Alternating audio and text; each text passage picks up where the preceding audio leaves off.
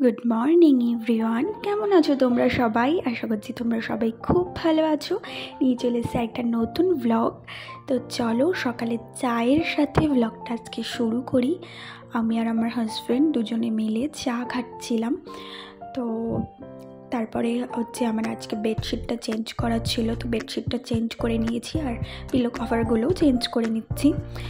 আমার না কী হয় জানো তো বন্ধুরা, বেশি দিন বেডশিট আমি রাখতেই পারি না। আমার বললাম না কালকে যে আমার খুব ডাস্ট অ্যালার্জি আছে, একটা আছে, আর 2 নম্বর হচ্ছে বেশি দিন ওই নোংরার মধ্যে শুয়ে থাকতে নিজেরই কেমন একটা লাগে। তো আমি খুব খুব ঘন ঘনই বেডশিট চেঞ্জ করে ফেলি।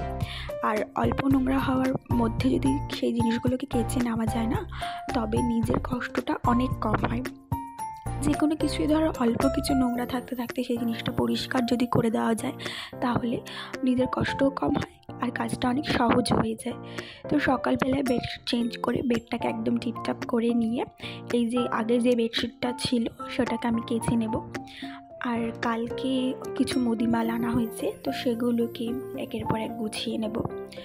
আমার না মুদিমাল রাখার জন্য কোনো বালতি ছিল না, তো আমি আমার হাজব্যান্ডকে বললাম একটা বালতির কথা। তো ও বালতিটা নামিয়ে দিয়েছিল আর মুদিমালগুলোকে আমি সকালবেলাভাবে সাজিয়ে রেখেছিলাম। দেন তারপরে বালতির মধ্যে প্রত্যেকটা মুদিমালগুলোকে আমি রেখে দিয়েছিলাম। আর আজকে রান্নাবান্নার পালা হচ্ছে সেরকম কিছু করবো না। আজকে হচ্ছে পাট শাকে একদম পাতলা করে একটা ঝোল টাইপের করব। আর মাংস এনেছে, মাংস করব। এই যে মাংসের আলুটা আমি কেটে রেখেছি, আর এখন মাংসটাকে ম্যারিনেট করব। প্রায় অনেক বছর না, প্রায় 1 বছর আগে আমি একটা রেসিপি করেছিলাম, সেটা হচ্ছে লেমন চিকেন বা গন্ধরাজ চিকেন। তোমরা অনেকেই ইউটিউবে হয়তো এই ভিডিওটা দেখেছো। ঠিক সেম প্রসেসে আমি এই মাংসটা করছি। তো এটা খেতে তো দুর্দান্ত হয়েছিল। আমি বলবো তোমরা সবাই বাড়িতে একবার ট্রাই করে দেখো, তোমাদের ভীষণ ভালো লাগবে।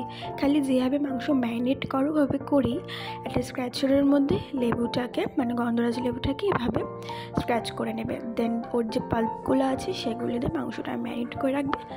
তারপর যেভাবে নর্মাল মাংস করি আমরা সেরকমও করে দেবো। জামা কাপড় এই বিছনার চাদরগুলো কেচে, বালিশের ওষরগুলো কেচে ওগুলোকে ছাদে মেলে দিয়ে এসেছিলাম। রোদ্দুর নেই বললেই চলে, ওই হালকা হালকা আছে। তো আজকে যেদিনকে আমি ভয়েস ওভার দিয়েছি সেদিনকে প্রায় ভালো রোদ্দুর উঠেছে। আর রোদ্দুর উঠলে যে খুব ভালো লাগে সেটা তো আমি তোমাদেরকে আগেই বলেছি, আর হয়তো এর সাথে অনেকেই তোমরা সহমত। তো চলো মাংসটা করতে থাকি। আর মাংসটা প্রায় হয়েও গেছে, ভালো করে কষিয়ে নিচ্ছি, প্রায় হয়েও গেছে। এবার স্নান টান করে ঘর দর মুছে স্নান টান করে তারপরে ফিরে আসছি। ঠাকুর পুজো দেওয়া হয়ে গেছে। আজকে তোমাদেরকে পুজোটা দেখাইনি, এভাবেই ঠাকুর পুজো দিয়েছি খুব সামান্য ফুল দিয়ে। তারপর রাত্রিবেলা আমি আর মা গেছিলাম মামা বাড়িতে, আমার মামা বাড়িতে। তো যাওয়ার পরে ওখান থেকে আমি আর আমার হাজব্যান্ড কিছু জিনিস কিনতে গেছিলাম। তো চলো তোমাদেরকে সেগুলো শেয়ার করে দিই কী কী কিনেছিলাম। আমার ঘরে না বন্ধুরা সেরকম কোনো কৌটো ছিল না, ছিল পর্যাপ্ত পরিমাণে ছিল না। এরকম 2টো ছোটো ছোটো কৌটো রেখেছি, দেখবে অনেক মশলা করে রাখার জন্য খুব ইউজফুল হয়। আর এর মধ্যে একটাতে আমি কিশমিশ রাখবো, ঠাকুরকে কিশমিশ দিয়ে, তো সেই কিশমিশ রাখবো। আর এখানে দেখো এই মিল্টনের এই বড় কৌটোগুলো কিনেছি। এই কৌটোগুলো না খুব ভালো। এই কৌটোগুলো আগে আমার কাছে 2টো ছিল, এখন আর এই 2টো কিনেছি। এই 2টোর মধ্যে একটাতে আমি ডালিয়া রেখেছি আর একটাতে রেখেছি ছাতুটা খুব খাওয়া হয়, আমি খাই না, আমার হাজব্যান্ড খায়, আমার শাশুড়ি খায়।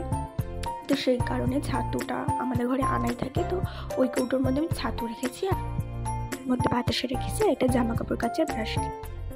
চলো বন্ধুরা আজকের ভিডিওটা একটুখানি, সবাই খুব ভালো।